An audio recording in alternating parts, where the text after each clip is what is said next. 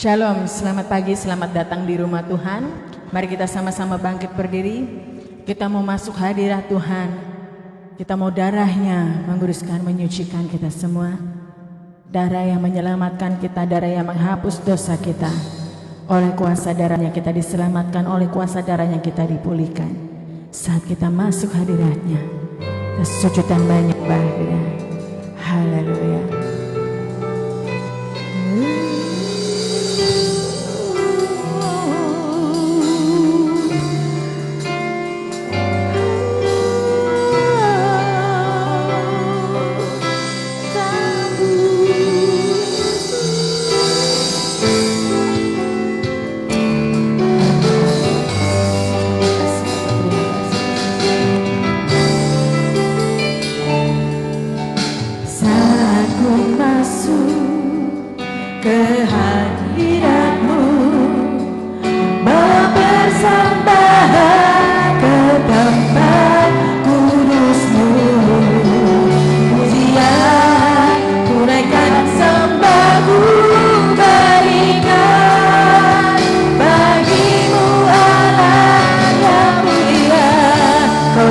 Kami Tuhan menghampirimu, Kau layakkanku menghampirimu, melihat tata kemuliaan-Mu Tuhan. Pujian ku naikkan, sembahku berikan bagimu Allah yang mulia. Oleh kuasa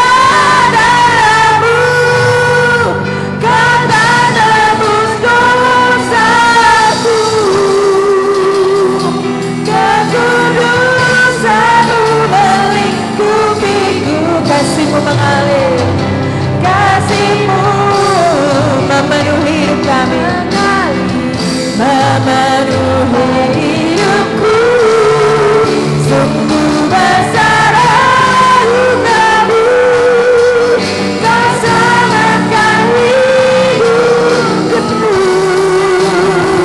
Ku menjadi ciptaan yang baru oleh kuasa darah-Mu. Haleluya, terima kasih Tuhan. Terima kasih Bapa, oleh kuasa darah-Mu kami menjadi ciptaan yang baru. Kami mau masuk ke hadirat-Mu. Haleluya. Satu masuk ke hadirat-Mu, bawa persembahan ke tempat kudus-Mu.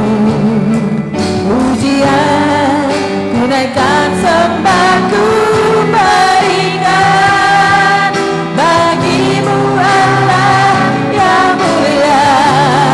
Kau layakkanku, Kau layakkanku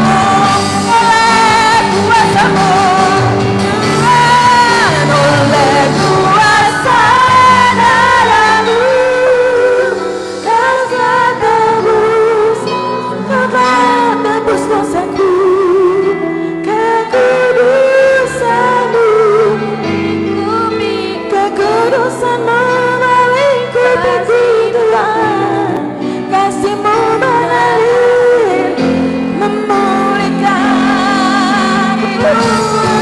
Sungguh besar anugerahmu, kau selamatkan hidupku. Ku menjadi ciptaan yang baru oleh kuasa darahmu, oleh kuasamu, oleh kuasamu, oleh kuasa darahmu, oleh kuasa darahmu, oleh kuasamu ku ditebus, oleh kuasamu ku dipulihkan, oleh kuasa darahmu ku mencari ciptaan yang baru.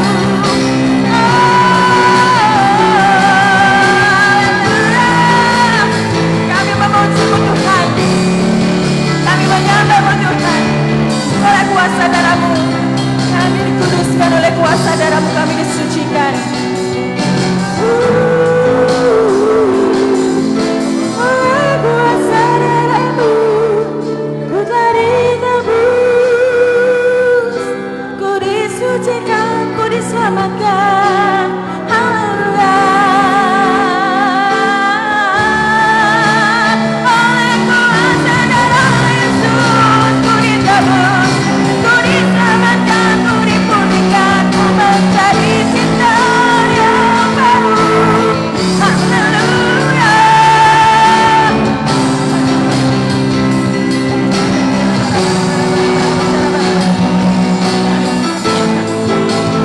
Terima kasih Bapak, terima kasih. Oleh kuasa darahmu kau telah tebus dosaku, kekudusanmu melingkupiku, kasihmu mengalir memulihkan hidupku Tuhan. Sungguh besar anugerahmu, kau selamatkan hidupku. Terima kasih Yesus, terima kasih. Ku menjadi ciptaan yang baru oleh kuasa darahmu. Amin, haleluya. Oleh kuasa darahmu, oleh kuasa darahmu, oleh kuasa darahmu, oleh kuasa darahmu.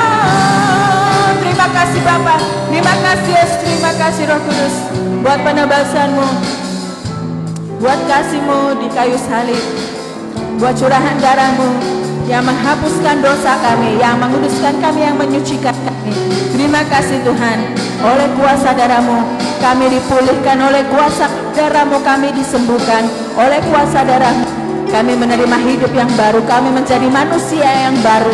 Terima kasih Bapak, terima kasih Yesus, terima kasih Roh Kudus. Kami yakin dan percaya kuasa-Mu ada di tempat ini, menjamah kami semua, memulihkan kami semua, membangkitkan kami semua, memberkati kami semua, melawat kami semua. Terima kasih Tuhan, dan kami yakin dan percaya segala kuasa jahat, kuasa iblis, kuasa setan, kuasa kegelapan sudah dihancurkan di dalam nama Yesus Kristus. Terima kasih Bapak, terima kasih Yesus, terima kasih Roh Kudus. Di dalam nama Tuhan Yesus Kristus kami sudah berdoa dan mengucap syukur. Haleluya. Amin. Beri kemuliaan untuk Tuhan. Katakan ke kanan, kiri, depan, belakang, aku diberkati. Kita diberkati oleh Tuhan karena kuasanya ada dalam hidup kita. Haleluya.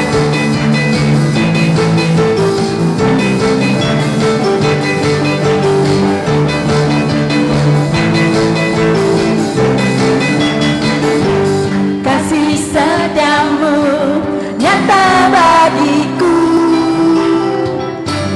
hikmat kebajikan tersedia bagiku. bagiku. Oh, sebab alasanmu limpahkan segalanya, dan anugerahnya sangat besar bagiku. Aku diberkati, aku dilimpahi, karena alasanku untuk menyediakan. Aku diberkati, aku dilimpahi, atas sempurna anugerah Tuhan bagiku. Amin. Kasih setianya sempurna dalam hidup kita. Haleluya. Kita diberkati oleh kuasanya.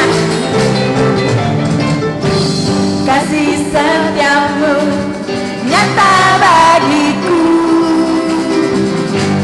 hikmat kebajikan tersedia bagiku. Sebab alasanku limpahkan segalanya,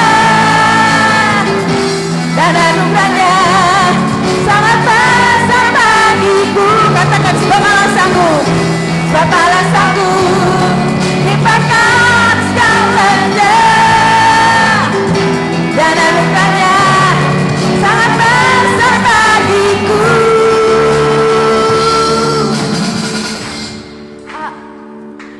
Aku diberkati, aku dilimpahi, karena alasanku untuk menyediakan.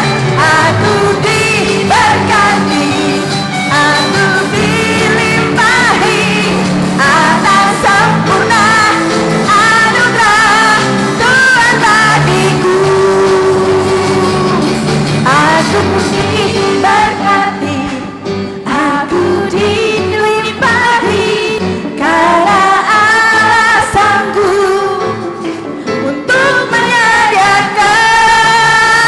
Hey! Aku diberkati, aku dilimpahi, atas sempurna anugerah Tuhan bagiku. Oh, amin. Kita diberkati oleh Tuhan, anugerahnya sempurna atas hidup kita. Haleluya. Terima kasih Bapa, anugerahmu sempurna, kasihmu sempurna, penyertaanmu sempurna dalam hidup kami, kesetiaanmu sempurna dalam hidup kami. Karena Engkaulah Allah Immanuel, Allah yang menyertai hidup kami. Sekarang sampai selamanya kami tidak pernah sendiri.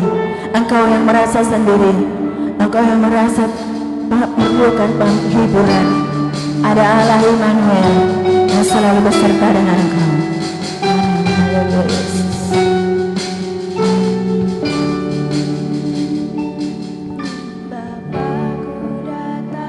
Amin.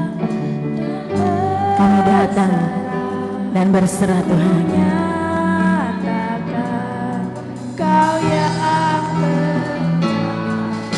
Amin. Dalam gelap Engkau setia, Engkau cahaya hidupku. Terima kasih.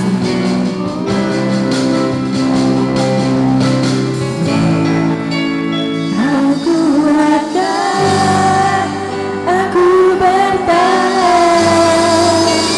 mengharapkan dalam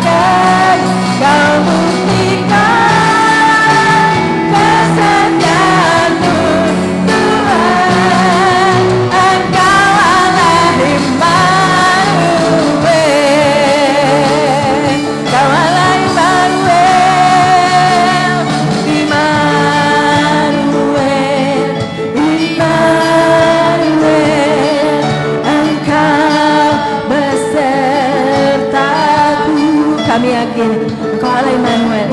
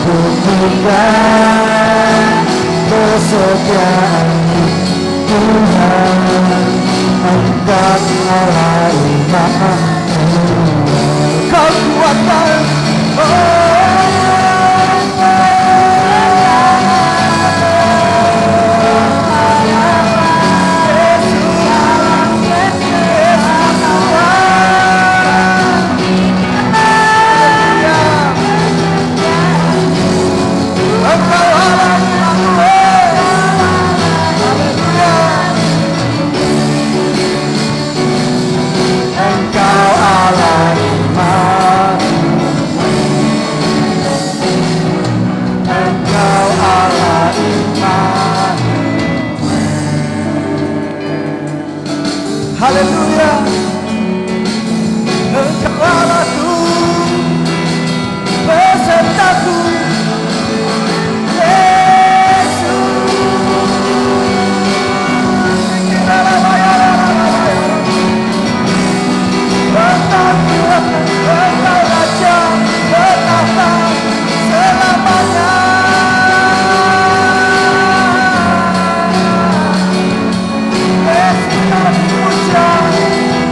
Kami tinggikan Dia, haleluya.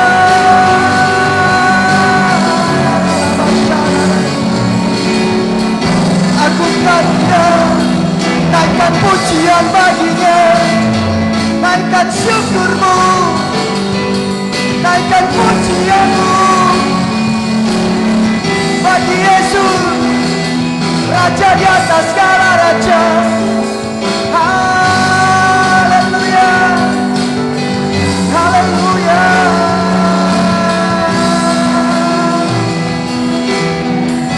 Terima kasih Tuhan, Engkau ajaib buat kami. Engkau Allah yang dahsyat, Engkau Allah yang luar biasa. Kami bersyukur buat kasih dan kemurahan-Mu. Kami bersyukur buat kesetiaan-Mu di dalam setiap hidup kami. Engkau tidak pernah meninggalkan kami. Engkau menuntun langkah kami. Ketika kami jatuh, Engkau menghampiri kami dan mengangkat kami. Ketika kami melangkah semakin jauh di hadapan-Mu, Engkau mengejar kami dan memeluk kami. Engkau membawa kami pulang. Engkau membawa kami ke hadapan-Mu ya Tuhan.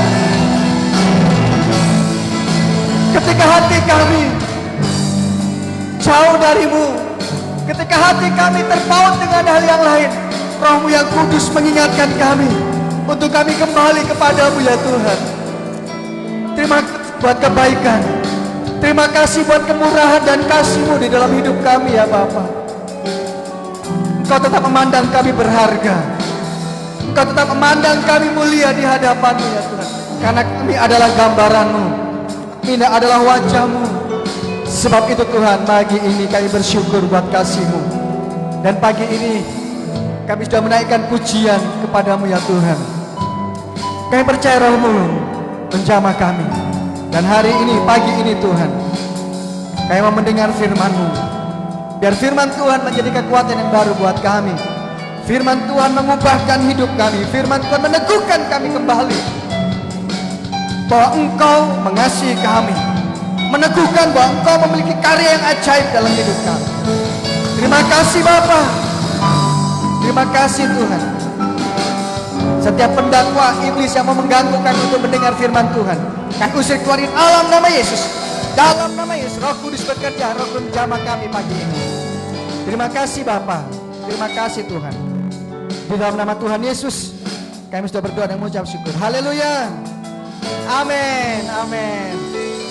Berikan tos kanan kiri, Allah kita luar biasa. Haleluya. Katakan kepada kanan kirimu, Yesus kita dahsyat.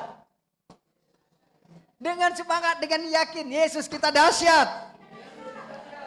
Amin saudara. Saudara, Allah kita begitu mengasihi kita. Allah kita begitu luar biasa. Di dalam suasana yang masih belum kondusif hari ini, masih penuh dengan isu-isu yang berkembang terus menerus. Kadang kita khawatir, Tuhan tetap memelihara hidup kita. Amin. Baik saudara, hari ini saya mau teruskan khotbah yang ke minggu yang lalu. Kalau minggu yang lalu kita fokus kepada anak yang bungsu. Dan hari ini kita mau fokus kepada anak yang sulung. Kita buka sama-sama di dalam Lukas pasal 25. Lukas pasal 25 ayat Lukas 15 ayat 25 sampai dengan 32. Boleh ini dikecilkan sedikit supaya tidak feedback karena mungkin suara saya terlalu bersemangat. Kecil sedikit saja turunkan. Oke. Kacamata Mas Tio saya taruh sini.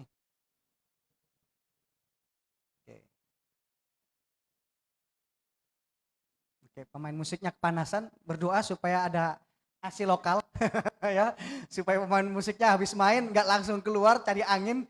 Kadang-kadang kasihan mereka kalau di luar, hati mereka nggak suka karena saya selalu komen habis main musik itu nggak boleh keluar, harusnya duduk. Ya. Tapi sekarang semakin banyak, memang minggu depan kursinya harus diatur lebih baik lagi. Amin. Baik saudara, kita baca sama-sama Lukas pasal 15 25 sampai dengan 32. 1, 2, 3. Tetapi anaknya yang sulung berada di ladang dan ketika ia pulang dan dekat ke rumah, ia mendengar bunyi seruling dan nyanyian tari-tarian. Lalu ia memanggil salah seorang hamba dan bertanya kepadanya, apa arti semuanya itu? Jawab hamba itu, adikmu telah kembali dan ayahmu telah menyembelih anak lembu tambun karena ia mendapatnya kembali dengan sehat. Maka marahlah anak sulung itu dan ia tidak mau masuk. Lalu ayahnya keluar dan berbicara dengan dia. Tetapi ia menjawab, ayahnya katanya, telah bertahun-tahun aku melayani Bapa dan belum pernah aku melanggar perintah Bapa. Tetapi kepadaku belum pernah Bapa memberikan seekor anak kambing untuk bersukacita dengan sahabat-sahabatku. Tetapi baru saja datang anak Bapa yang telah memboroskan harta kekayaan Bapa bersama-sama dengan pelacur-pelacur. Maka Bapa menyembelih anak lembu tambun itu untuk dia.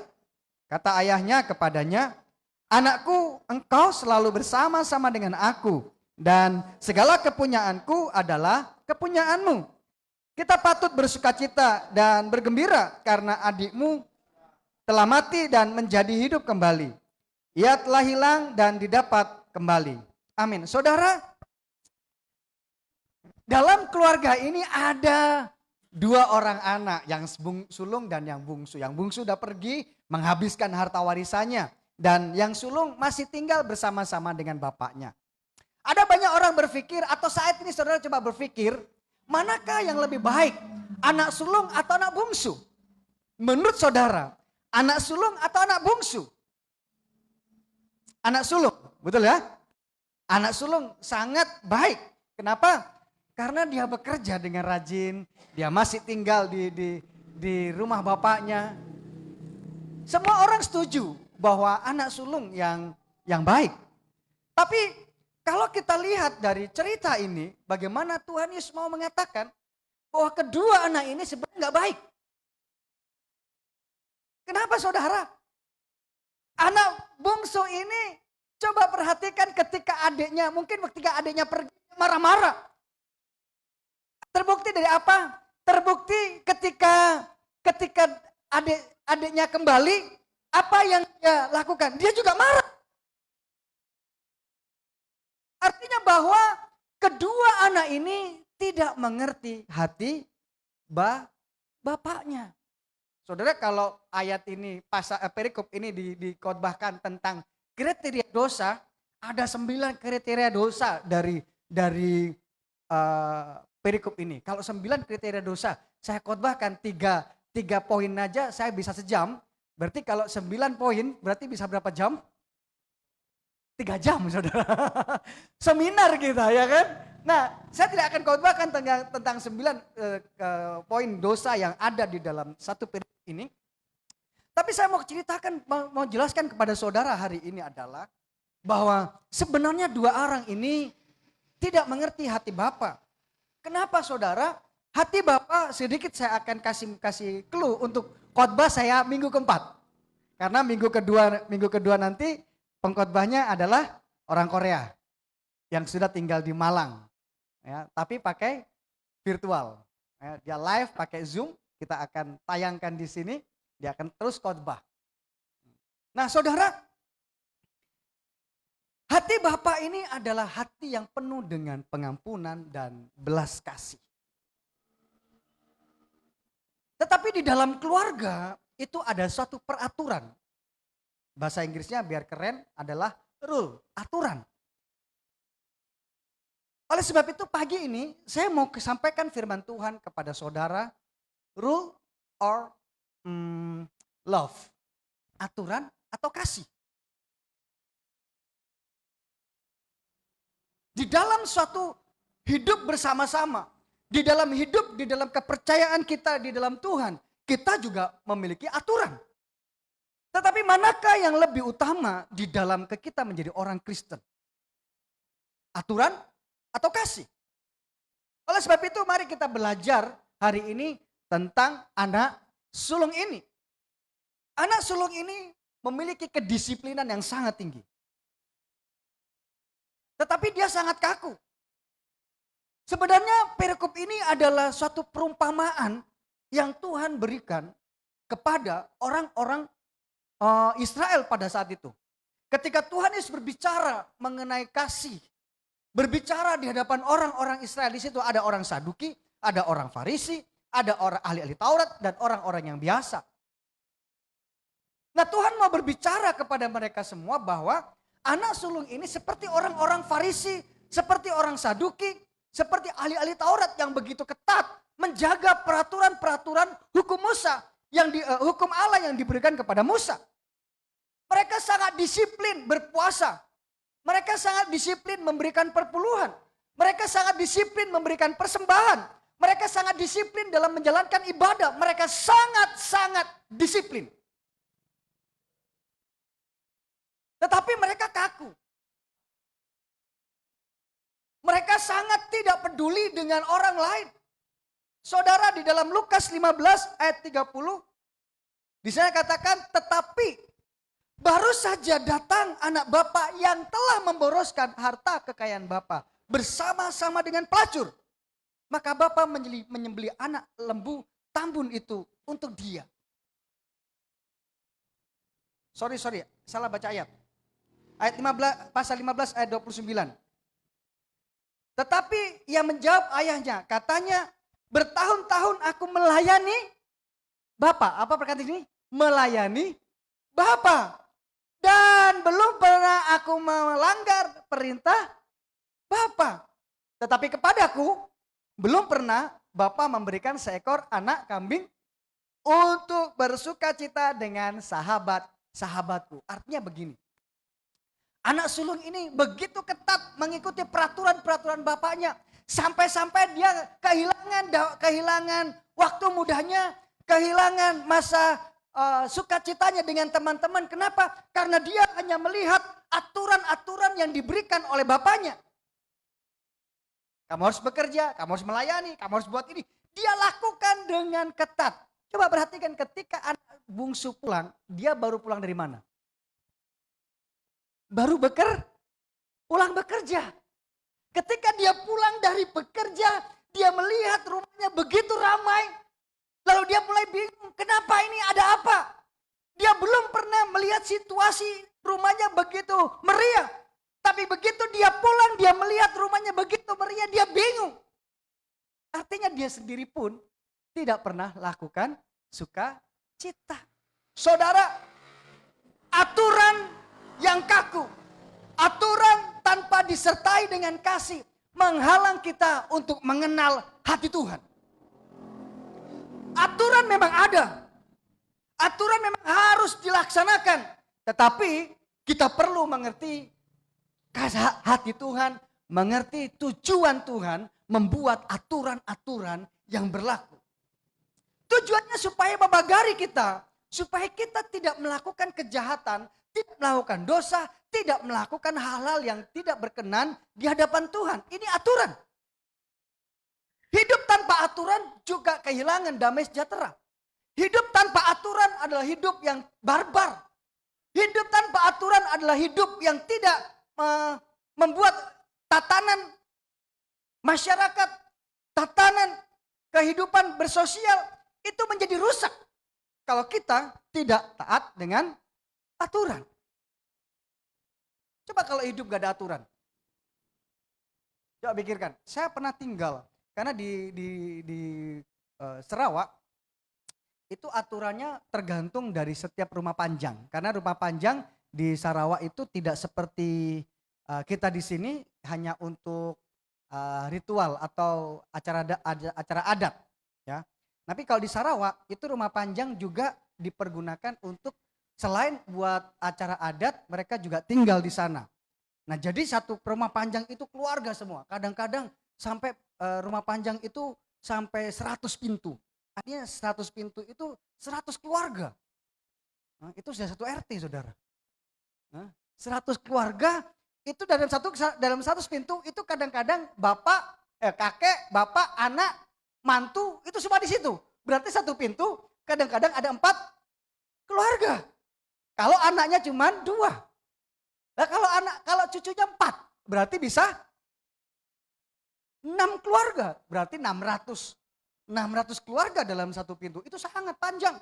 Nah, saudara, setiap rumah panjang itu memiliki aturan tersendiri. Nah, ada juga di Sibu apa itu yang flat, Sibu Jaya. Nah, tempat saya membuka gereja cabang di Sarawak, itu ada namanya Sibu Jaya. Nah, di situ ada flat. Ada rumah flat. Rumah flat itu kayak rumah susun kalau kita di sini. Rumah susun. Nah, itu dari berbagai rumah panjang kumpul di sana. Akhirnya aturan-aturan rumah panjang nggak ada. Jadi setiap flat itu, setiap rumah susun itu ada banyak orang-orang yang berkumpul dari berbagai rumah panjang, dari berbagai daerah, dari berbagai kota, mereka kumpul di sana. Akhirnya apa yang terjadi? Karena orang Dayak ini kuat dengan aturan rumah panjang, maka mereka susah untuk ikut aturan di tempat itu. Nah, ini nggak salah. Saya berkatakan bukan salah, ya. Jadi untuk orang-orang Dayak jangan salah paham. Ya, ini saya menceritakan di Sarawak, ya, adat istiadat di Sarawak, bukan di Kalimantan Barat. Harus diperjelas. Nanti kalau mereka salah paham, saya kena adat kan susah juga, saudara, ya kan? Harus jelas. Nah, makanya ini direkam nanti jadi bukti.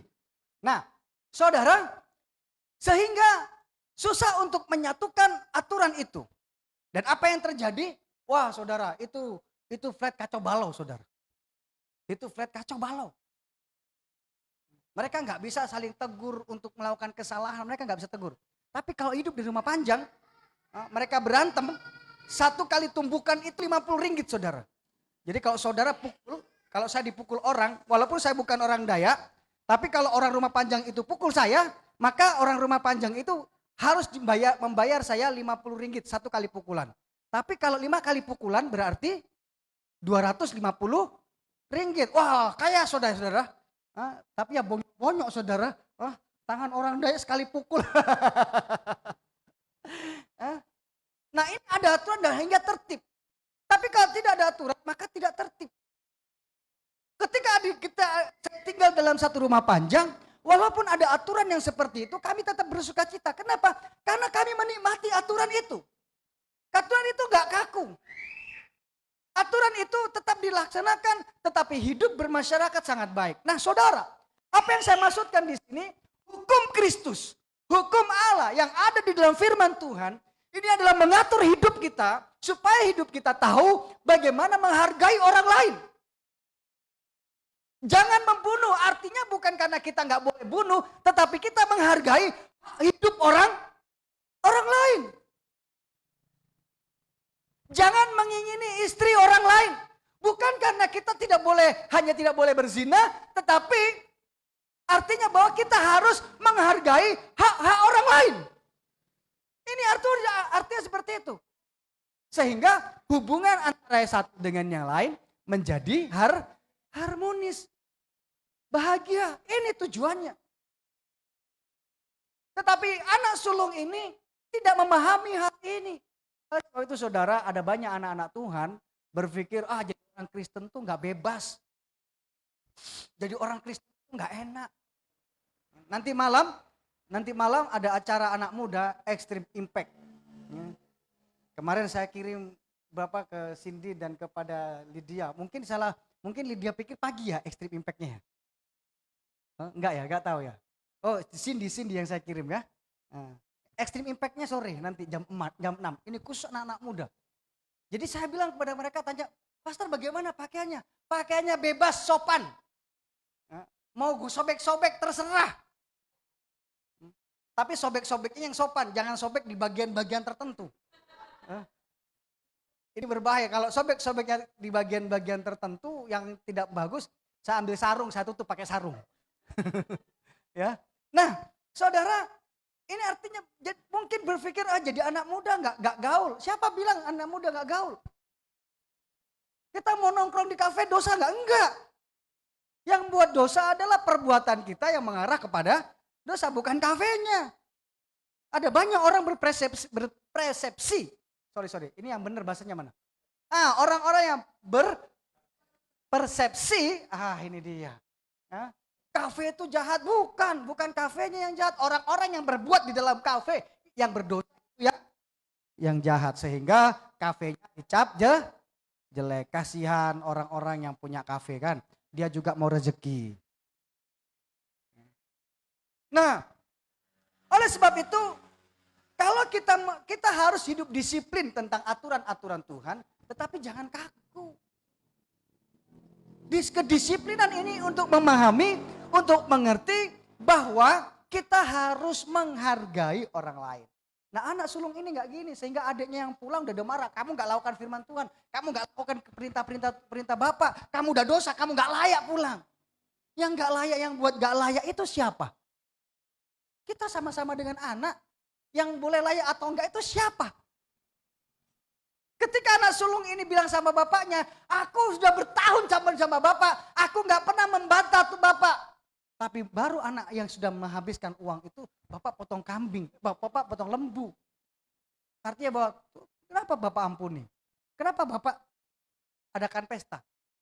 Ini hak bapak. Kenapa? Karena hati bapak penuh dengan kasih.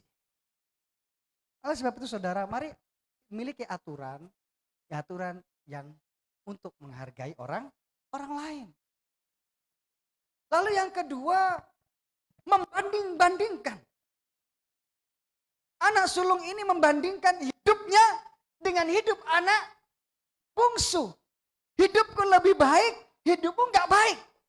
Hidupku lebih layak, hidupku enggak layak.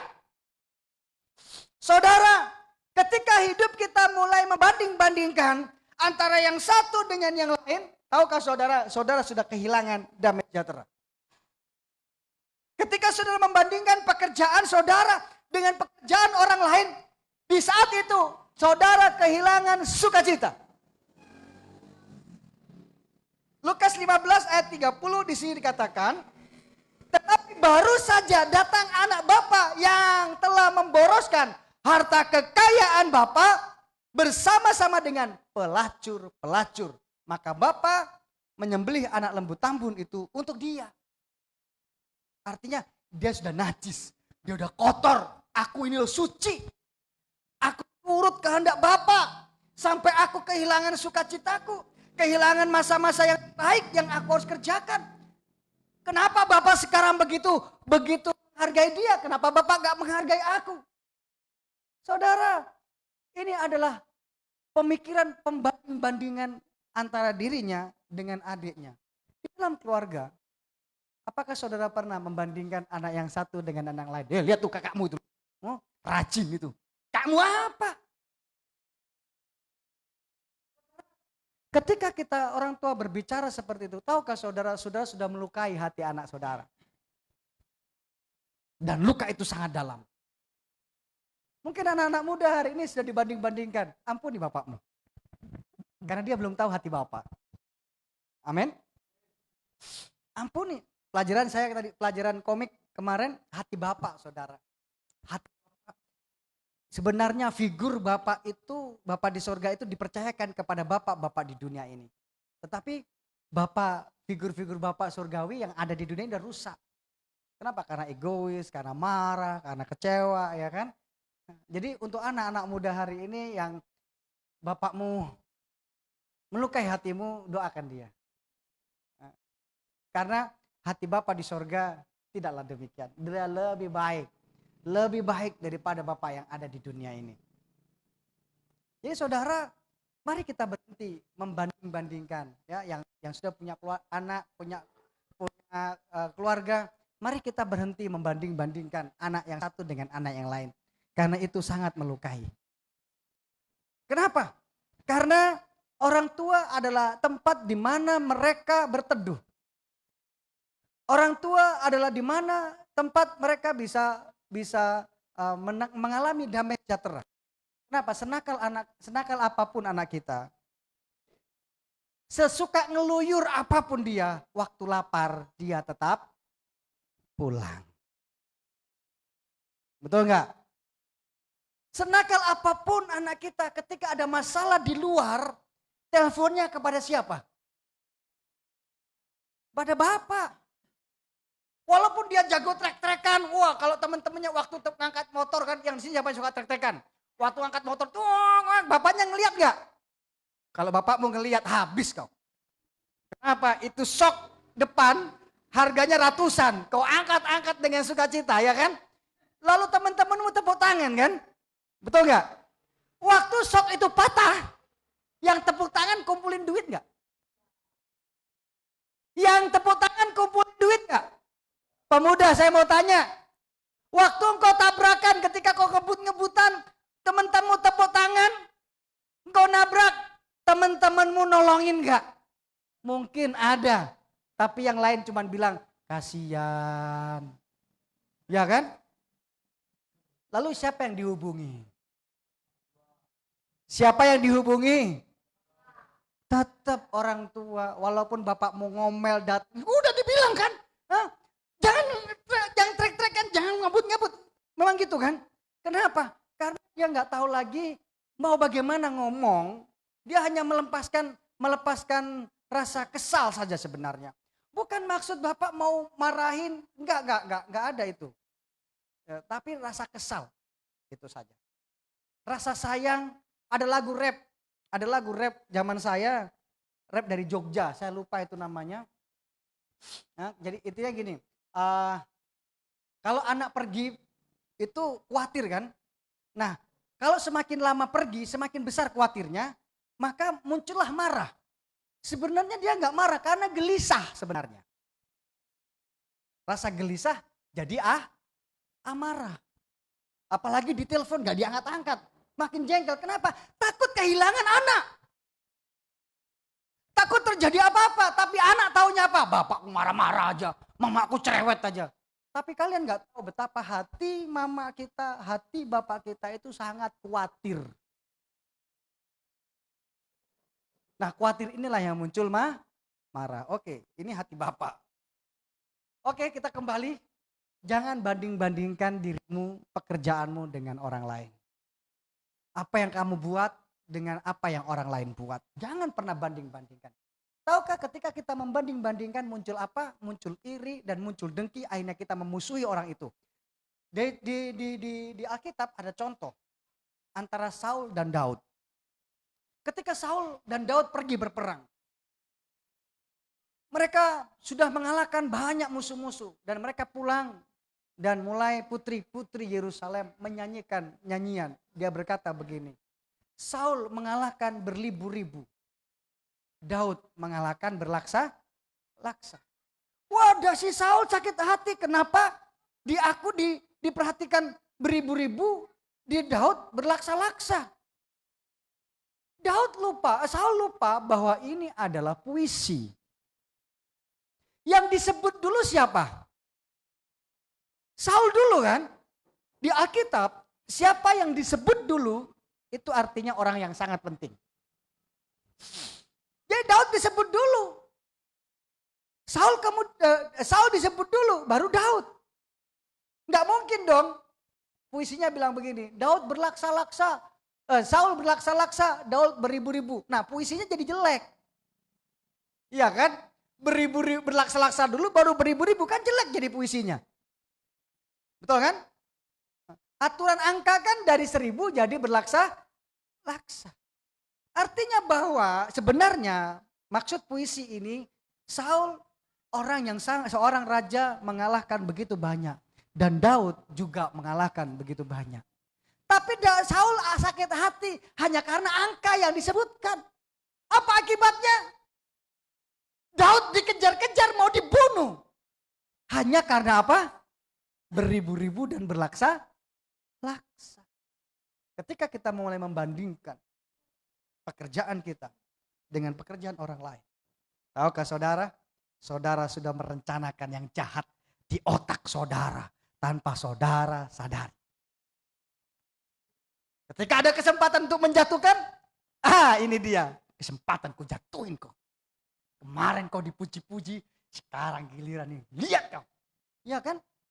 Mungkin ketika membanding-bandingkan, saudara hanya sebatas membandingkan. Tetapi ketika ada kesempatan untuk melakukan pembalasan, saudara akan lakukan. Sebab itu mari berhenti membanding-bandingkan. Karena talenta dan karunia, berkat dan anugerah yang Tuhan berikan kepada kita dengan orang lain itu berbeda. Sebab itu mungkin di bagian Pak Tentara ada yang bagian kalau nembak itu sekali tembak langsung kena sasaran. Yang satu 10 kali tembakan itu pun masih di pinggir-pinggir. Ya. Tapi dalam giliran mencari mungkin baca map, baca alam, mungkin ada bagian yang dapat tembak dengan luar biasa itu nggak seperti yang lain. Ada kemampuan setiap individu itu berbeda. Mari kita berhenti membanding-bandingkan. Amin. Mungkin kau yang sekolah, nilai dia kenapa tinggi, nilai saya kenapa rendah? Nggak usah minder. Engkau dengan kemampuan mungkin nilaimu tinggi di dalam satu bidang, tapi di bidang lain engkau belum tentu tinggi. Oleh sebab itu jangan pernah menyombongkan diri. Karena engkau hanya pandai di satu bidang. Di bidang lain engkau belum tentu. Mungkin anak-anak yang sekolah di SMA nggak ada pelajaran pertanian. Ketika engkau di dalam hal pelajaran di sekolah, kamu mungkin gagal. Tapi ketika engkau terjun di dalam dunia nyata, engkau pandai dalam perkebunan, siapa tahu. Sebab itu jangan pernah minder. Saya sekolah, kadang-kadang saya pikir saya salah jurusan. Kenapa? Saya A1 saudara, kelas pinter. Karena di sana dalam satu hari itu bisa ketemu dengan pelajaran matematika, pelajaran fisika, pelajaran kimia. Itu satu pelajaran itu 2 jam. Satu hari itu hanya 4 sampai 5 jam, 5 pelajaran. Jadi 3 jam ini eksak. yang 3 hanya untuk refreshing. Kayak PMP, dulu kan jauh saya PMP itu refreshing supaya nggak terlalu tegang. Jadi habis matematika ada bahasa Indonesia, nah santai dulu. Habis itu fisika, habis fisika tambah sejarah. Kan itu nggak ngitung kan, ngafal-ngafal kita bisa rileks. Habis itu kimia. Setiap hari, 6 hari saya ketemu seperti itu. Jadi sebab itu rambut saya putih, tapi ini hitam. Tadi malam kemarin disemir saudara. Jadi supaya agak glowing rambut saya. Nah, tapi dan saya adalah anak siswa yang walaupun nggak juara 1, juara 2, tapi selalu ada di putaran 10 besar. Kenapa? Karena kalau ujian di depan nomor 1, di belakang nomor 3, di samping saya ranking 2, samping ranking saya nomor 4. Jadi saya dikelilingi oleh orang-orang pinter. Jadi impartasi, itu kepandainya impartasi. Bukan impartasi saudara, saya jadi jembatan. Ternyata yang pinter juga gak yakin dengan apa yang dia hitung.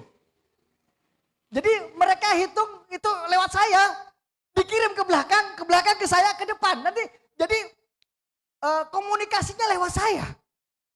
Nah, mau gak mau saya tahu mana yang benar. Kalau dulu kan isinya kan bukan isi kan, bukan multiple choice, ya bukan isi. Jadi kan enak. Jadi saya ambil yang paling besar, mungkin yang A 3, yang C 1, berarti yang A ini yang kemungkinan benar terbesar adalah yang A. jadi nggak pernah di bawah nomor 10. Ya. Tapi saya juga belajar, saudara. Nah, saudara, tetapi apa yang saya mau ceritakan di sini bahwa dari keempat orang yang pandai ini, salah satu hanya jadi ibu rumah tangga sampai sekarang. Nah, apa yang saya maksudkan di sini bahwa kita perlu pandai di sekolah. Tapi ketika engkau tidak berhasil tidak sukses atau tidak menjadi orang yang nomor 1, jangan putus asa. Ada teman saya, dia nggak pernah ranking, saudara. Nggak pernah ranking dan dia adalah orang yang kita bully habis-habisan di kelas. Kita habisi dia di kelas, habis saudara. Ya. Sekarang penghasilannya lebih besar daripada kami semua yang dalam kelas. Apa kerja dia sekarang? Padahal dia adalah A1, fisika, kimia, biologi dia bekerja. Sekolah. Sekarang dia jadi chef. Jadi tukang masak di restoran. Tapi restorannya di Amerika, saudara. Restorannya di Amerika, bayangin. Bayarannya dolar. Jadi jangan pernah putus asa dan jangan pernah membandingkan apa yang saya kerjakan saat ini. Mari semangat. Amin. Ya. Jadi mari hari ini hilangkan rasa persaingan untuk saling menjatuhkan. Mari kita menyadari bahwa talenta kita, karunia kita berbeda. Yang terakhir saudara. Anak sulung ini walaupun dia taat, walaupun dia rajin, dia tidak memiliki kasih. Coba perhatikan di dalam ayat 28. Ayat 28, mari kita baca sama-sama ayat 28. Lukas 15 ayat 28. Di sini kita bisa lihat, dia nggak punya kasih. 1, 2, 3. Maka marahlah anak sulung itu dan ia tidak mau masuk. Lalu ayahnya keluar dan berbicara dengan dia. Siapa yang hampiri anak sulung ini? Bapaknya juga. Kenapa? Dia marah nggak mau masuk ke rumah. Di rumah ada pesta. Di rumah ada sukacita. Dia nggak mau masuk.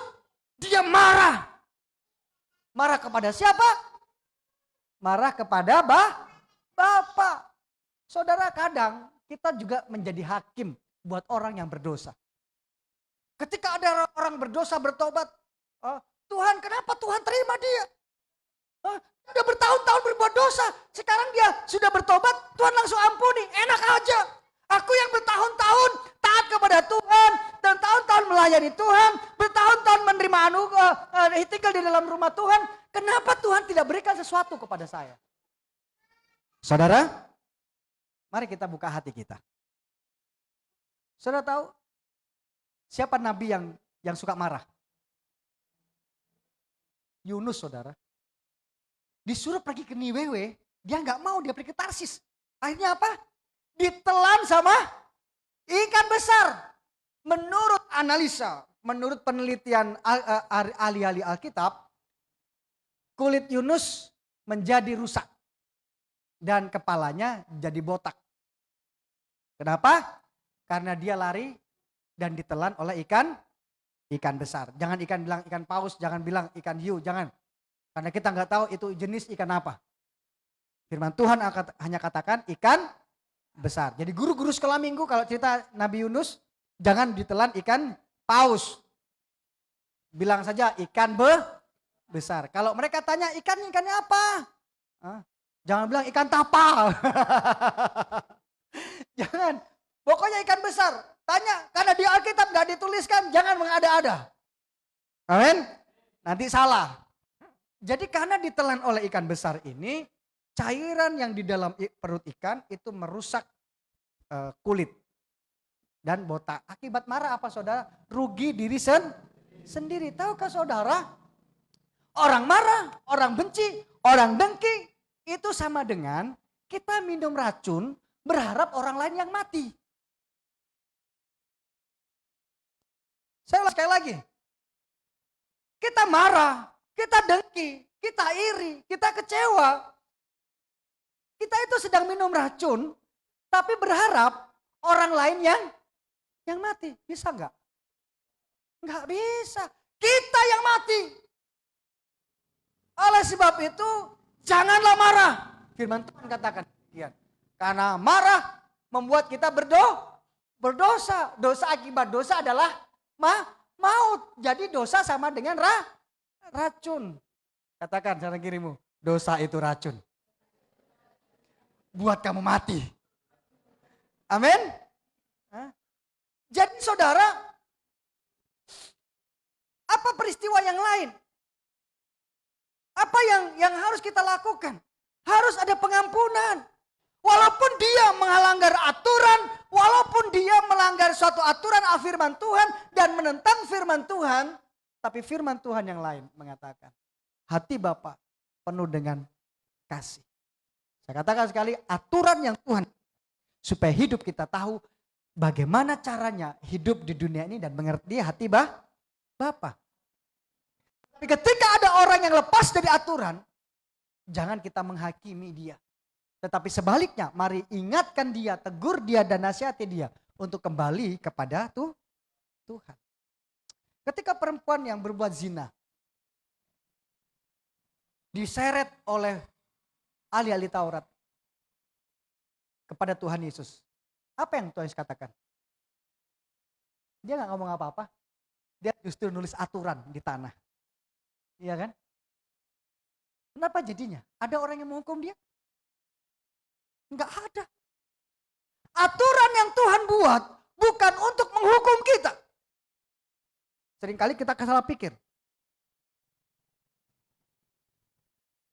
Aturan yang Tuhan buat untuk kita mengerti hati Bapa. Aturan pemerintah yang dibuat oleh pemerintah supaya hidup kita bahagia. Tetapi ketika kita melanggar aturan itu, kenapa kita ditahan? Kenapa kita dipenjara? Supaya kita mengerti hati pemerintah. Sebab itu ketika saya melayani di penjara, saya kata kepada orang-orang sana, Bapak gak dihukum. Bapak didisiplin. Iya kan? Coba saya senang dengan bahasa tentara, bahasanya polisi. Kalau polisi dan tentara melakukan kesalahan, dia bukan dihukum. Tetapi didisiplin. Dan kalau tentara atau polisi salah, orang sipil nggak boleh lihat kalau dia sedang disiplin. Betul?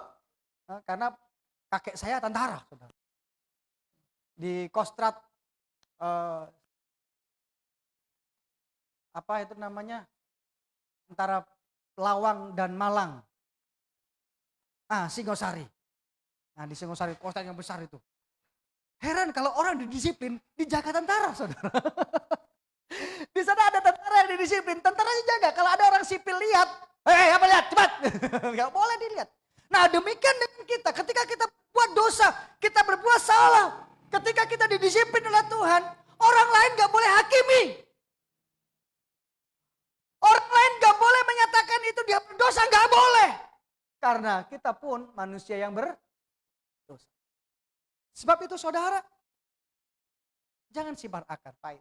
Jangan menghakimi. Mari kita miliki kasih. Jangan marah oleh karena orang berbuat dosa. Jangan sedih dan kecewa ketika orang berbuat salah. Karena dosa dan perbuatan salah itu tidak mempengaruhi hidupmu. Ngapain kamu kepo? Tapi itulah orang Indonesia, sukanya kepo, ya kan? Turki yang kena banjir, Turki yang kena tsunami, orang Indonesia yang ribut. Wah yang Kristen, ini saya terus terang, yang Kristen bilang, oh ini akibat gereja jadi masjid. Katanya. Ya kan? Coba masjid dirubah jadi gereja. Yang muslim mulai marah, itu akibat apa? Masjid jadi gereja. Kan kepo. Mereka yang susah, kita yang keluar-keluar, kita nyumbang duit aja enggak. Cuma nyumbang sakit hati. Kalau memang kau peduli karena itu perubahan sesuatu jadi dari satu tempat ibadah ke tempat yang lain, kalau kau peduli, ya ayo kumpulkan duit, tolong mereka. Kan lebih berfaedah daripada mengumbar amarah di media sosial. Siapa yang rugi?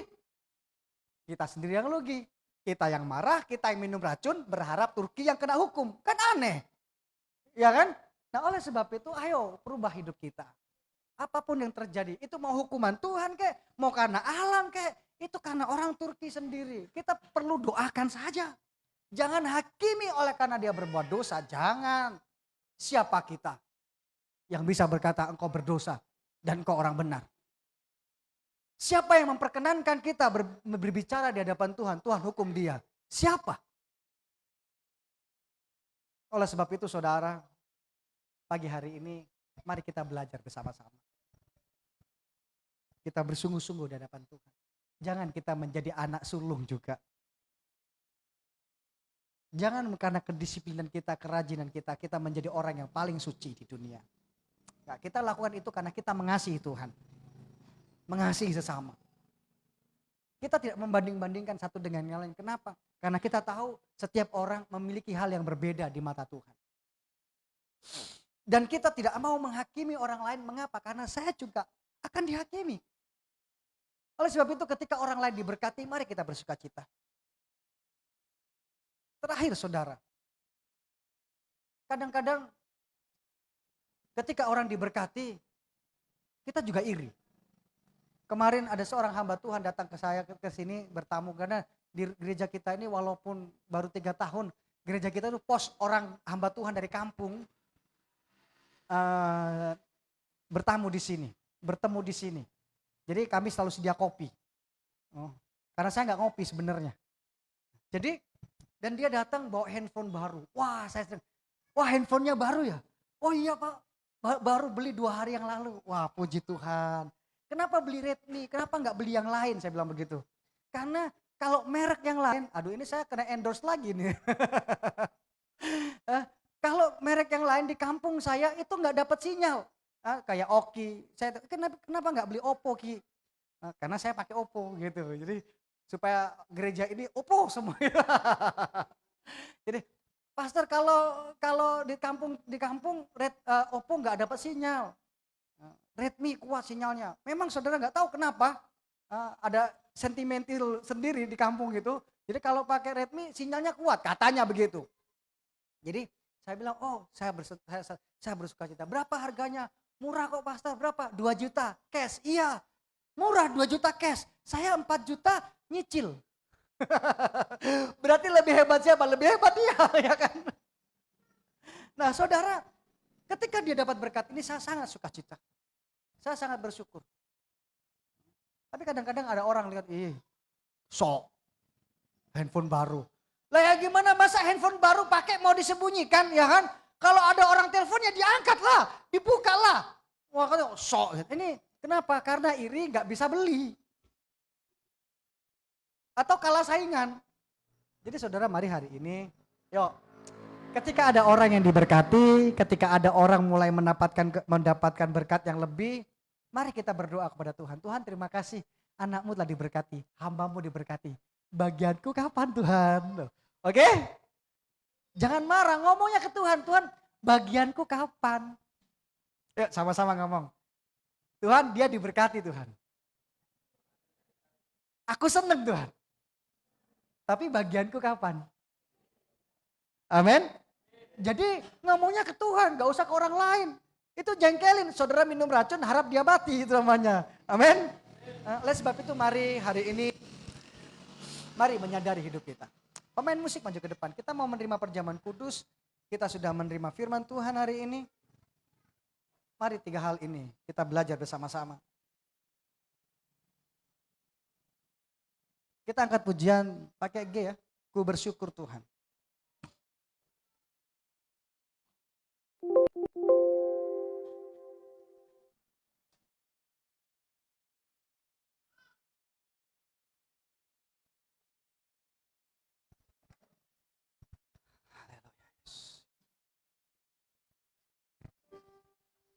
Ku bersyukur Bapa, ku bersyukur Tuhan, buat kasih setiamu di dalam hidupku. Ku bersyukur,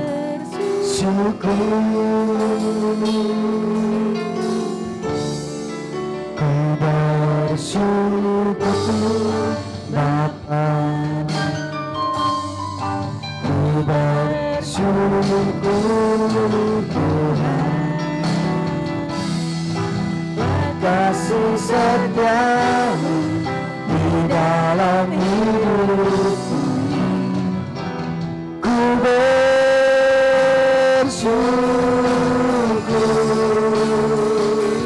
Tuhan. Mari Bu.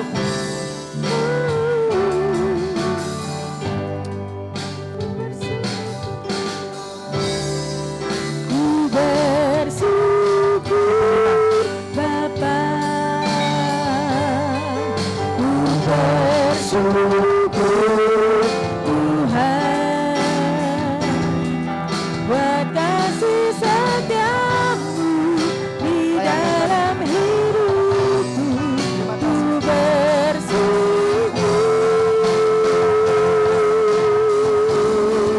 ku bersyukur Bapa, ku bersyukur Tuhan, buat kasih setiamu di dalam hidupku. Ku bersyukur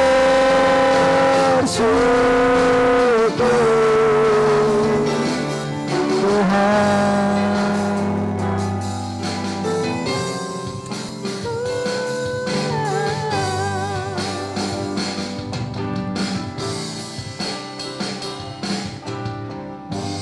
Banyak yang kau perbuat di dalam hidupku. Rancangan indahmu terjadi di hidupku. Bapa yang mengerti segala yang ku perlu, kasih-Mu sempurna nyata dalam hidupku. Mari kita sama-sama bangkit berdiri. Ku bersyukur Bapa, ku bersyukur Tuhan. Haleluya. Buat kasih setiamu di dalam hidupku.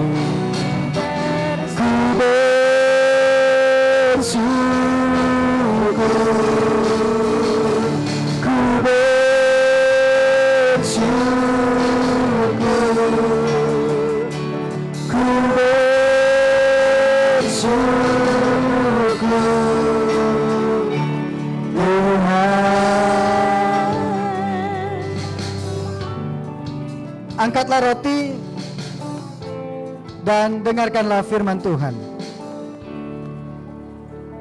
Sebab apa yang telah kuteruskan kepadamu telah kuterima dari Tuhan, yaitu bahwa Tuhan Yesus pada malam waktu ia diserahkan mengambil roti, dan sesudah itu ia mengucap syukur atasnya, ia memecah-mecahkannya dan berkata, inilah tubuhku yang diserahkan bagi kamu, perbuatlah ini menjadi peringatan akan aku. Sambil mengenang kematian Tuhan Yesus, tubuhnya terpecah untuk memberikan kehidupan buat kita. Mari makan roti ini dalam nama Tuhan Yesus.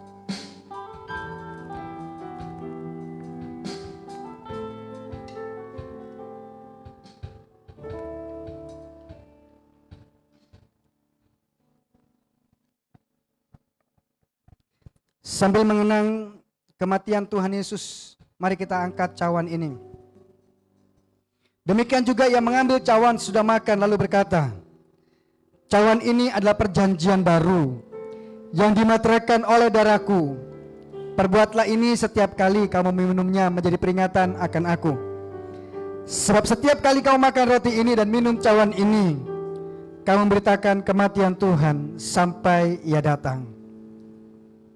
Sambil mengenang pencurahan darahnya, mari kita minum cawan ini dalam nama Tuhan Yesus.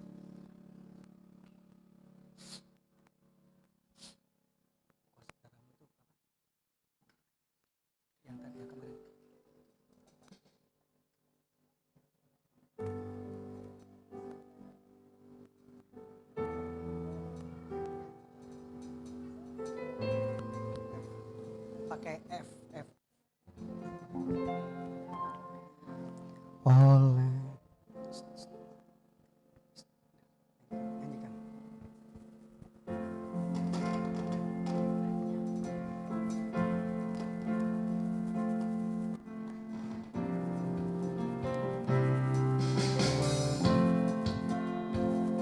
Haleluya Yesus. Mari kita angkat pujian sekali lagi. Oleh darah Yesus kita menjadi miliknya.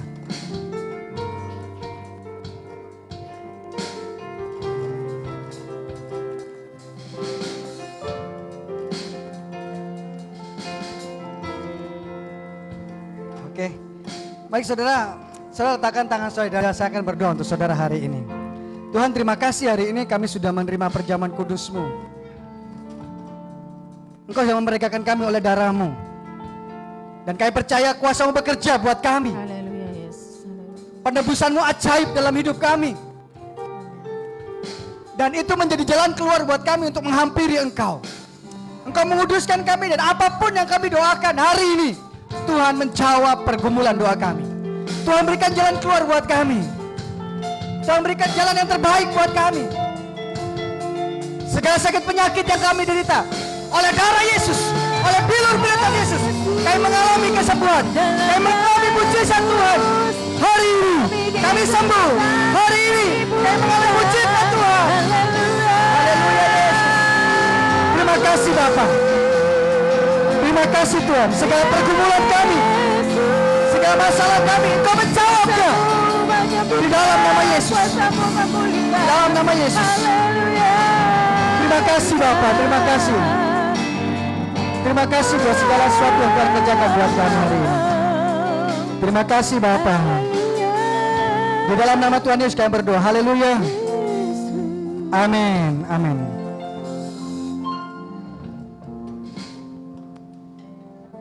Silakan duduk. Mungkin ada beberapa orang yang baru datang hari ini. Silakan berdiri. Ya, kita tepuk tangan dulu. Selamat datang dan selamat beribadah. Tuhan Yesus memberkati.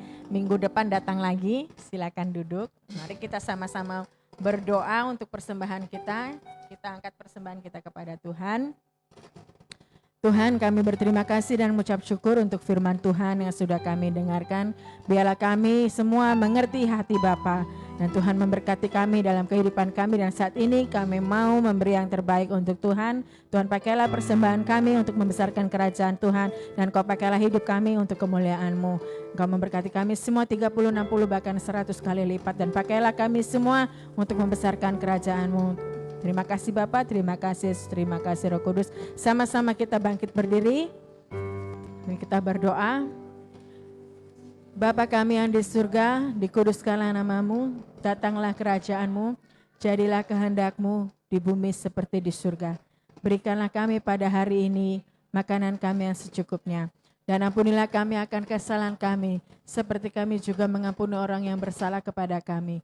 Dan janganlah membawa kami ke dalam pencobaan, tetapi lepaskan kami dari yang jahat. Karena Engkaulah yang punya kerajaan dan kuasa dan kemuliaan sampai selama-lamanya. Kiranya Engkau memberkati aku berlimpah-limpah dan memperluas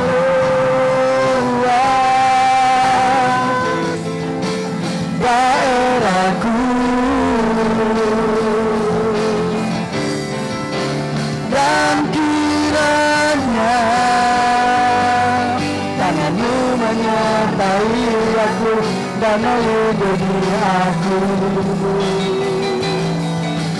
daripada malapetaka,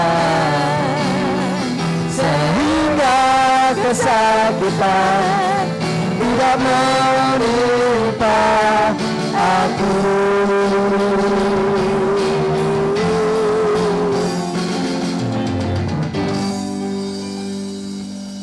Jemaat yang dikasihi Tuhan, terimalah berkat dan anugerah yang ajaib dari Allah Bapa kita.